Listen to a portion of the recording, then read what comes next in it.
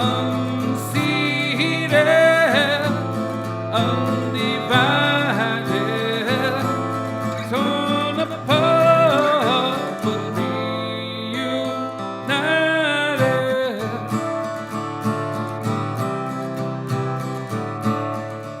Ani, it is Carrie Sinaway here, your host for Aambe Giigididaa Wiikwemkoong.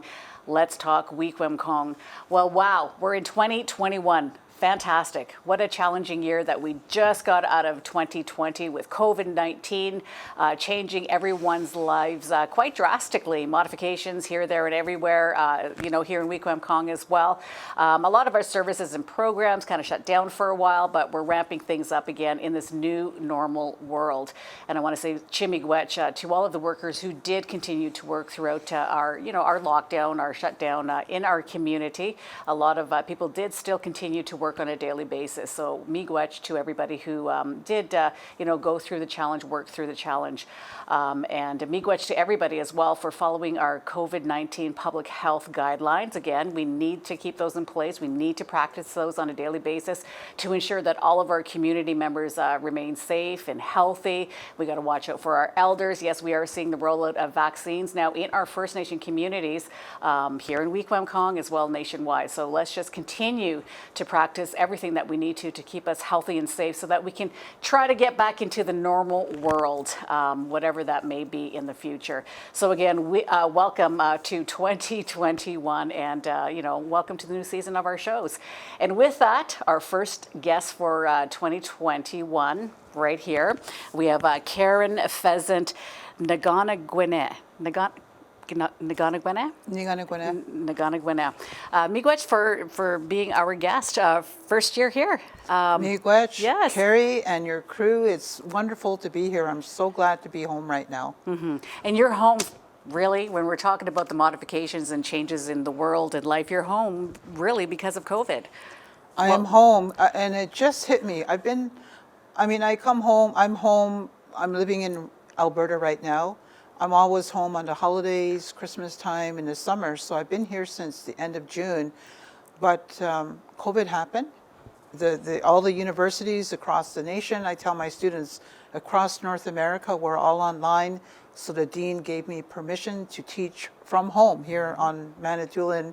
So it's been great and wonderful. And I just came to decide last week, it's been the perfect storm. It's been a blessing in disguise. Mm-hmm. Mm-hmm. Perfect storm indeed, and we are very happy to have you here with us. Now I'm going to give a little background on who you are. For those who may not know you, I know a lot of people do know you. Karen is an Anishinaabe dancer, educator, writer, artist, and orator from Wiikwemkoong Sing here on the island. Her grandparents, maternal and paternal, also come from the community. Your parents, residential school survivors. Karen is a PhD scholar in Educational Policy Studies, Indigenous Peoples Education at the University of Alberta and is an assistant professor at Mount Royal University in the Treaty 7 region. Karen is cross-appointed to the Department of General Education, Office of Teaching and Learning, and the Department of Humanities, Indigenous Studies. And Karen, you currently live in Calgary, mm-hmm. right? Yes. Mm-hmm. So, wow, what a ways, a life that you lead and have led. Yeah, I've been blessed. I've been very fortunate. Thank you. And a teacher in many ways academically, and a teacher too. I have, in my research with you, I know you're a proponent and advocate when it comes to racism and battling the challenges of racism. Want to explain a little bit about your work in that? I spent this summer, I read by Ibram Kendi, a book called Stamped from the Beginning, and it was a really thick book, so I got Audible books and I do morning walks by the waterfront. And it's called Stamped from the Beginning, called The Definitive History of Racism in America. So I read it and it just changed my whole outlook, and I realized how much we, as marginalized, oppressed people of color, take things as normal. Case in point, if I feel like it, all of a sudden, I'll go for an evening walk. and go walking by the waterfront in Little Current. I could never do that in Alberta. Never. Go for a walk once the sun is down, like any, and I realize I'm older, I'm a Gokam, I'm a Nokomis, 8 grandchildren. Regardless, it is never safe for particularly a woman of Indigenous background, woman of color, to be out late at night. So when I read the definitive history of racism, I realized these modes that I take, and people know me as a powwow dancer, jingle dress dancer, and I've been traveling across North America since forever, since I was very young, 40 years. And part of my conditioning is I know, so this COVID thing, people are saying be safe, be safe. Many of us as Indigenous women, we practice that every day, every moment we get out. When we stop at a 7-Eleven or a gas bar, we automatically, we have to look around. We look at who comes out of a car, how the cashier is, all of these modes. We just instinctively have to think like that, because that's, especially when you're traveling in the plains, because in the plains it's way worse than it is here in the east. So I was thinking, getting back to the topic of racism, and when we agreed to this interview, I thought of a couple of stories. So I have 2 stories, and I want to start off with this story of Clayton Shawanaba, late Clayton Shawana. He worked for years here in the States, and quite a community leader here. And I never heard this story until, I don't know, I was in my 40s, I think. And I stopped here at the band office to see him about land business, I think. And my dad had already gone. My dad, my East Lovely, passed away in 03, summer of 03. And my dad, the first time he left here in Wiikwemkoong was 1951. Against, in 1951, like out west, you could not leave. You needed to have a pass to leave. And it was scary. Nobody was leaving then. And when my dad would come home for the summer, like the industry at the time here on Manitoulin was the pulp industry, the woods. So these Great Lake freighters would come somewhere, I think Gore Bay or somewhere, and the Wiki men. So Clayton's saying, Karen, I need to tell you this story about your dad. So you have to know, Gloria Eshkabuk describes my dad as an Indian Clark Gable. Tall, charming, and very articulate, very well spoken. And I'm a news junkie, and I say I get my news junkie habit from my dad. I grew up where the news was on and the newspaper was on the table, and you read the paper every day to know what's going on. So one of these summers, Clayton's starting to tell me the story that your dad would come home on vacation from Toronto. He worked in the big city of Toronto. He said he would come, and I guess he was up late with the guys one night in the weekend. The guys got together and did their thing. And in the morning, the guys all got up because they had to go make their day money loading pulpwood on the ship. So my dad he ended up straggling with them. And so he went, and they're loading the pulpwood. And at the time there was, Clayton says there was I don't know what you call them, a walking thing to load the pulpwood back and forth. So all these Wiikwemkoong men are loading, and my dad's grueling and sweating. And then the sailors were coming off for a break. And the sailor comes off and spoken like a true sailor, cursing, swearing, lazy Indians, whatever. Very common terminology back in the 50s. Nobody was called by a name. You were called by your color. We're on public interview here, so I'm not going to use the words that were used. So what Clayton says is the men all in fear went to the side to get out of the way out of the white sailors until he got to my dad. And my dad stood there in his 6 foot something inches, broad shoulders, and he'd been working in Toronto for the city of Toronto. And then my dad just cursed and cussed out and had the vocabulary that outranked these sailors. And they cowered in fear from my dad, and they left. And then the Indian men were like, oh yeah, Mais, way to go. And then my dad turned around and cursed them out. Why? Clayton said, because my dad said, you're way better than them. You're more, Anishinaabe, and get through it. See, he's talking to them and saying, don't forget who you are. You are amazing. You are brilliant. I'm paraphrasing here what Clayton said to me. So my dad got mad at the sailors, and Clayton said, he was young. He said, I had to sneak in because they were all men. And Clayton said, I was a young kid. And I never forget your dad, what he said, that you have that power to speak up. And Clayton, I'm not sure if you knew of who he was, but he was a very articulate, outspoken leader. So I think of that, and I actually could probably fill a book on the stories of my dad. But the next story, because I said to you when we spoke earlier, I had a bunch of stories I wanted to share. And part of it is, so I had a lecture this afternoon. I was teaching community and society. And I said to my students right away, I said, you all know what happened January 6th last Wednesday?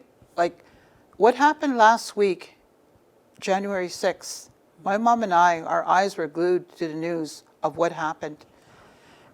And I had some students nod their head. And I said, for those of you that don't know, it was Washington, D.C.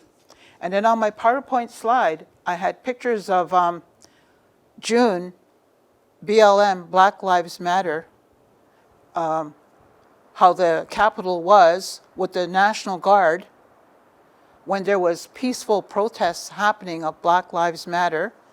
And then you have the pictures, juxtaposed to that, you have pictures of the White House, those buildings being crashed. And then, just to add on, and then I put a picture that my daughter and her family, my grandson, they all went to Standing Rock. And then I put a picture of Standing Rock. The dogs, the water bombs, the rubber bullets, everything. And so I said to my students, I made sure and let them know that after I read Stamped from the Beginning this past summer, and now I'm reading White Fragility with Robin J. Angelo, and one of her textbooks is my course textbooks, looking at systemic, institutional, structural racism and systemic oppression of how, and even when I'm reading White Fragility, some of these things, I realize being assaulted when your psyche, so it's one thing for murdered and missing Indigenous women, we all know about that, but nobody talks about that psych assault, the psychological, the emotional, the mental, that we take as Anishinaabe, as Indigenous people, as people of color. And so, case in point, I taught at the University of Alberta. That's where I was teaching prior to Mount Royal, and I was teaching in the Faculty of Education. And kudos to my senior faculty that were there. There was Cora Weber-Pilwax, Dwayne Donald, Evelyn Steinhauer, and Rebecca Sockbeeson. Rebecca's from Passamaquoddy, Maine, and the others are all from the remainder three are from Treaty 6 area. So they designed this course. This is before TRC. This is before the calls for action. This is before whomever said schools must include Indigenous knowledge systems and all of that. So way before that, these senior faculty designed a required for teacher candidates to take this Aboriginal education course. So I taught it for 6 years, I think. Taught the course. Each term we had around 450, 500 students. Then we taught sections of the Indian Act, the treaties, the anti-racism, child welfare, all of that, and it's a 3-credit course. There wasn't enough hours, days, weeks, so we just skimmed over 60 Scoop, Murdered and Missing Women, the treaty. We just went over wampum belt, all of that. And what happened in the first couple of years is that resistance, that kickback, why do we have to take this? I took this already. I seen the report on the executive report on residential school. I don't, and because I've been teaching, like I've been teaching for a very long time, what I found is, so I'm a power dancer. I dance jingle. And there's been periods in my life that's all I did. I remember a good friend saying, Karen, when are you going to settle down? I was like, well, in my 40s, and they're asking me, when are you going to settle down? And my house is in Wiikwemkoong, and I said, I don't know, that's pretty settled down that I'm going to be, is I have a house in Wiikwemkoong. But so I go into teaching because I get excited, because I think we're amazing, we're brilliant, we're just triumphant, resistant people. So I go in there like I'm coming in grand entry and come into the class and we're going to do this. And sure, there's resistive students, but I'm like, there's the door. That's right. There's the door.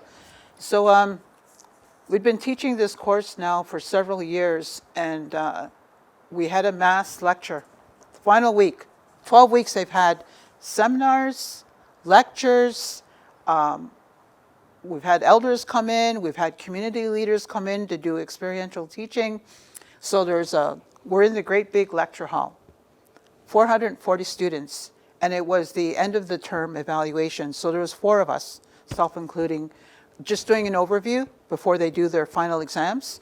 So I'm sitting there, I'm number 4, and I wore my nice ribbon skirt that I have and my nice earrings, and my colleagues, so 3 of them went, and one did IRS, residential school history, another one did treaty education, and the gal before me did stats, charts. What is the reality of employment issues and achievement gap challenges and that, and then I was doing health and well-being. And the interesting thing is, so I worked on that PowerPoint because it's 440 University of Alberta, Albertan students, white students. So worked on my PowerPoint, and I had the last PowerPoint slide, this beautiful picture of me in my strawberry quill jingle dress outfit, and my 2-year-old grandson with all his Anishinaabe floral beadwork, and I'm holding him. And my gut instinct said, put that as the first slide. So anyway, the speakers all went. There's, a big lecture hall with those white boards all in the big lecture hall, and they're all massively sitting there. And I'm sitting there. There's a dozen of us instructors, so I'm sitting there going over my notes and my opening talk that I'm going to do, the hook. And then, so I'm there, I'm ready. And then the gal before me, she's one of those IT whiz people. So she had her phone, and there's an app that you can get your students to put on their phone, and you can ask a question on the whiteboard, and then the students can anonymously respond to the question on the whiteboard. I know of it now, but I never heard of it. So this is a big university. University of Alberta is very big. So she's asking her questions, and then they respond, and then you see all the responses on the whiteboard. It's pretty neat. It's like, wow. And then she asked another question to students, they do their responses. So she finished her presentation. The last question is, all right, students, you've had 12 weeks, lectures and engagements and seminars and reflection papers. What in your mind, you're going to be a teacher, what in your mind is, why do Indigenous people, Aboriginal people, why do they not succeed? Fair enough question. It's a review. So the students start putting their heads down, putting the answers. So the responses are going on the whiteboard. And some of them are saying trauma, residential school. They're remembering their course. But within that feed of statements, of responses, was because they're drunk, lazy, alcoholic, stupid. How long have we been hearing that? How long has society labeled us as lazy, drunk, stupid, and all of that? Horrendous. that my dad used to be bombarded with in working in Toronto, that sailor who was walking down talking to those men, and that my dad turned. And now we've had TRC, we've had the RCAP report, we've had workshops, we have all this cultural sensitivity workshops and then policy changes and all of that. This is 2017. University of Alberta is one of the best top 10 universities in all of Canada. You need to have a high GPA to get in there. And here's these students responding with stereotypical, ignorant labeling. So then that presenter sat down, so the air just changed in the lecture hall. And Dr. Sakbison, she was the facilitator. She just quickly took a minute. I was just like, I know white people think that of us, but you still plow through. I was raised in Toronto. My parents, because of residential school, they raised me in Toronto. I've been around mixed multicultural forever, so I know. But when I read the whiteboard, I was like, it still hurts. With all my education that I have, with all my achievements that I've done, dancing across the nation and whatever, it still hurts. So I was sitting there thinking, whatever I had said I was going to say, it just was like, I came to since realize those are triggers that happen to us. So Dr. Sakbison, she spoke about denial, discourse of denial, where society, Canadian society denies that they're racist. Canadian society denies that we are the first people of this country. Canadian society, they'll say, I'm not racist, I don't see color. I want you to see color. I want you to see my brown skin because it gives me all kinds of rights that the treaty gave us. And so she did that. She managed to not respond emotionally, and she spoke to them and just said, obviously, there's some discourse of denial happening here, which is an academic term. She goes, but now I bring you Karen Pheasant, our next speaker.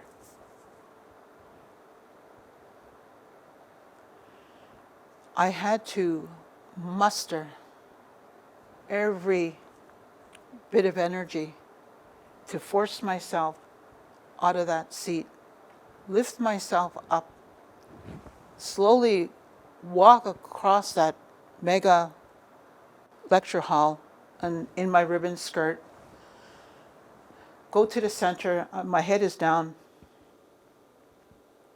I stop in the center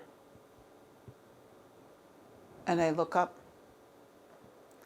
and I said, how do you think I feel as a Anishinaabe Kwe, as an Indigenous person, as a mother, as a Nokomis, as a grandmother? How do you think and then I had the PowerPoint up with me holding my grandson. My children, my grandchildren, my people, when you, as a society of people, that's what you think of us. I said, this is what I do. When I know that this is what happens, this is what I do. And I actually didn't know what I was going to do. I'm just like, at first you're immediately raging with anger. But I had calmed down. And when I walked across the floor, I was praying. How am I going to find, I have to do a 20-minute presentation to these almost 500 students on the importance of why you need to know about Canada's Indigenous people.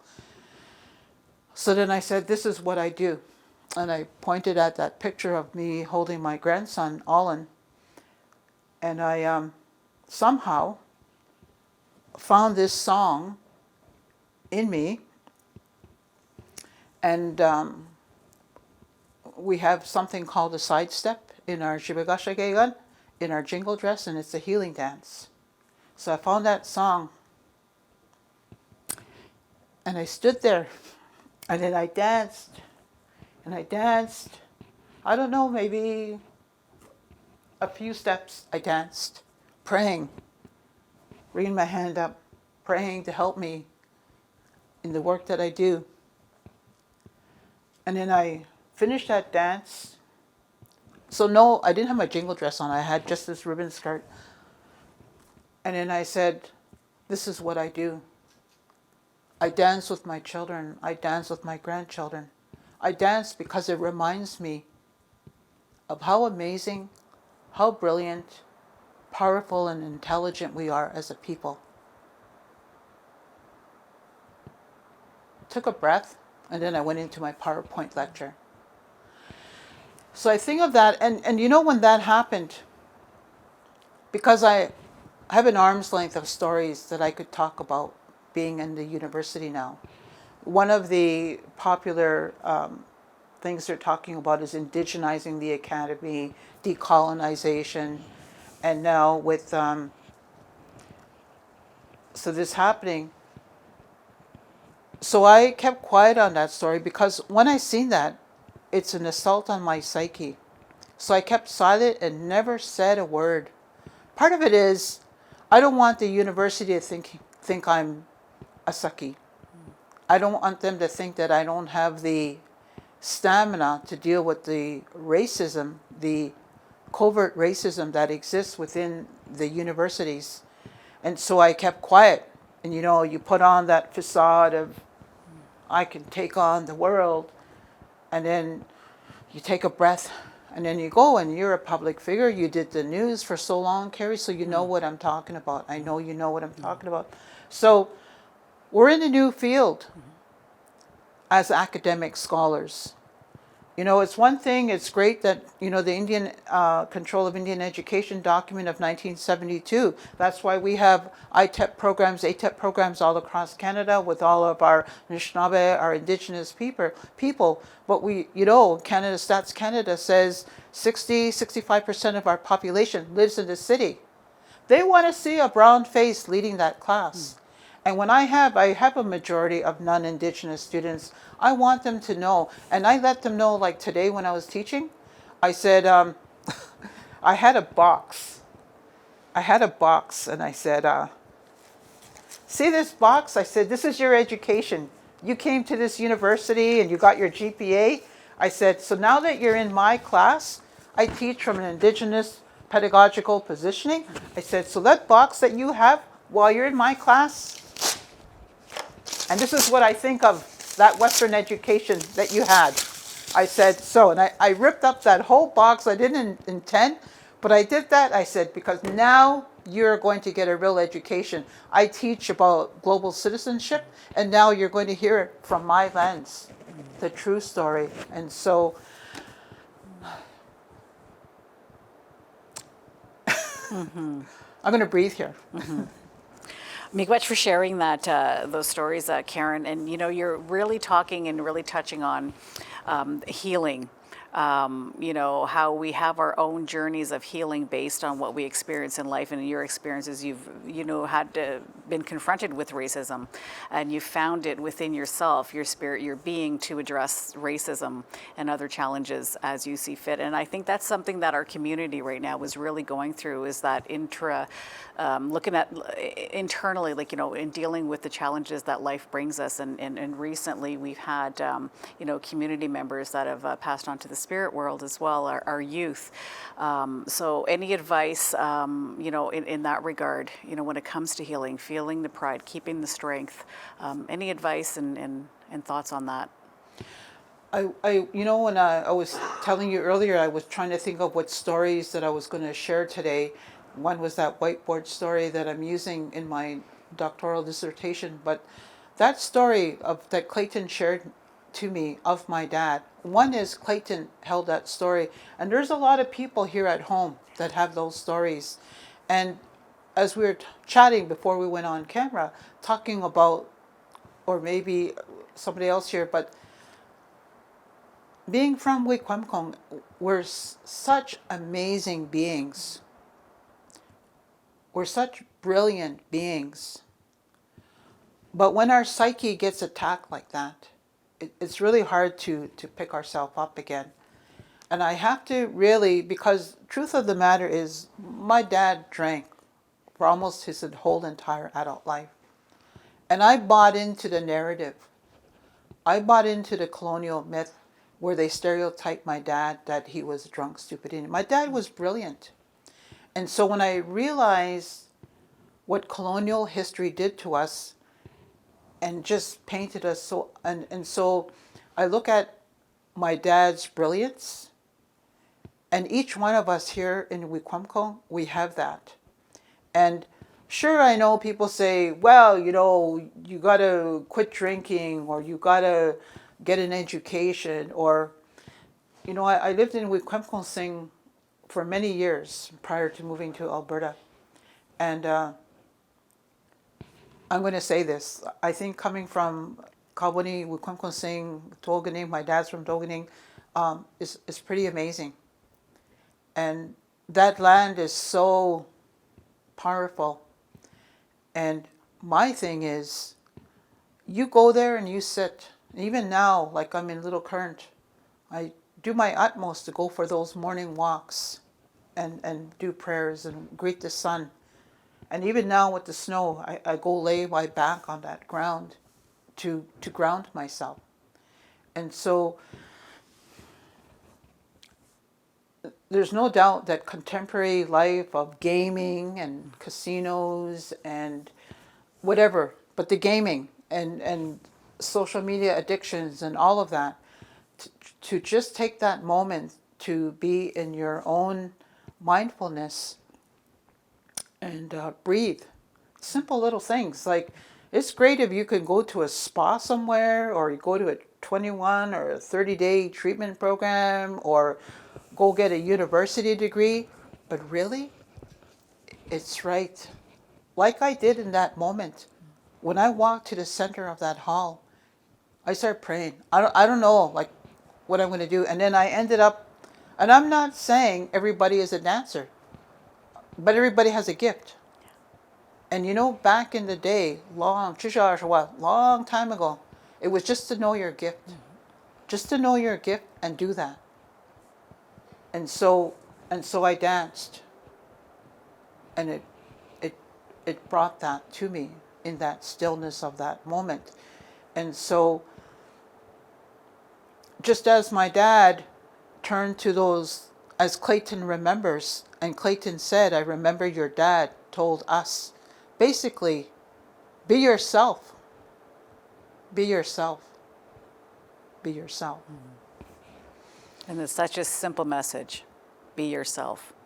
And a lot of us, no matter how old we are, we're still going through that journey of trying to find ourselves. Right? Are we ever done that journey, though, Karen? Really? We're learning something new about ourselves each and every day, right?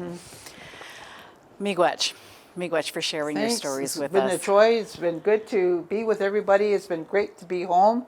I was telling you early that this ended up being such a perfect storm and blessing in disguise. I get to be, I was honored that Chief and Council invited me to sit on the Elders Council. And yeah, it's good. And that's a recent movement that you've made, is being on the Elders Council Yeah, for Chief just and this Council. month, just this this past month. month. So fantastic. So you're in the community I and am. helping out in many ways as usual. And you referred to this book too, Powwow. A celebration through song and dance. So that is a look at the different dances for the Well, it's a powwow dance. dances, right? So as people know, I've been dancing forever, Yeah. since whenever the week the powwow came here, and so this is marketing your book is, you've got to go on a book tour. You got to go to bookstores. You do author signings. Well, my book got released during COVID, so all of my book tour, all of my author signing, all canceled. Wow. But I have this big love-hate thing with social media. I put it on social media. I get an email a few months after the book was released. The first print run sold out. The first print run sold out. So what happened is I went into, so this is the second print run. Right. And so I don't know if our film crew can see. I'm really tickled pink. That's Tristan Zalmick. the big horse pull champion. And there's a lot of pictures here of, well, what they're pictures of all my travels from all across Canada. So I have quite a few pictures of some wiki dancers here, wiki photographers, wiki powwow, but also from my travels from California to Oregon, Washington State. But I'm really happy about this. Photo was done by Mike Erskine of the Expositor. So yeah, Stan, our horse pulling champion. So I know some people think it's just about powwow, but I did a chapter on colonization. Right. I talk about the farm history. My Mishomis, Nash Nokomis, Alfred Mishabidishma, Nash Mary Jane Pongwish. Yeah. Anyway. So for people that are interested in getting a copy, they just go online on your Facebook page. Is that? No, they have Or to no. go to the publisher. Oh, the publisher. Or Amazon. Oh, okay. I have asked Andy's, Yeah. but I haven't seen it at Andy's yet, so they'll have okay. to go to Amazon. Yeah. Wonderful. Okay. Yeah. Great book. All right. Thank Looking you. forward to taking a look through that for sure. All right. It's good. Miigwech. Well, Carrie. miigwech, Karen, for coming in again through these times in Wiikwemkoong. And I want to thank everybody who is at home or wherever you are for joining us for our first show in 2021 of Aambe Giigididaa Wiikwemkoong. Let's talk Wiikwemkoong. And of course, you know how to find us. We are on Facebook, social media. Again, Aambe Giigididaa Wiikwemkoong. Let's talk Wiikwemkoong, so it's easy to find us. You can also send us an email. Keep in touch that way. Send me an email directly at wut-talkshow@wiikwemkoong.ca. So again, miigwech for everybody, and miigwech Karen for coming in, and we'll see everybody next time. Bama.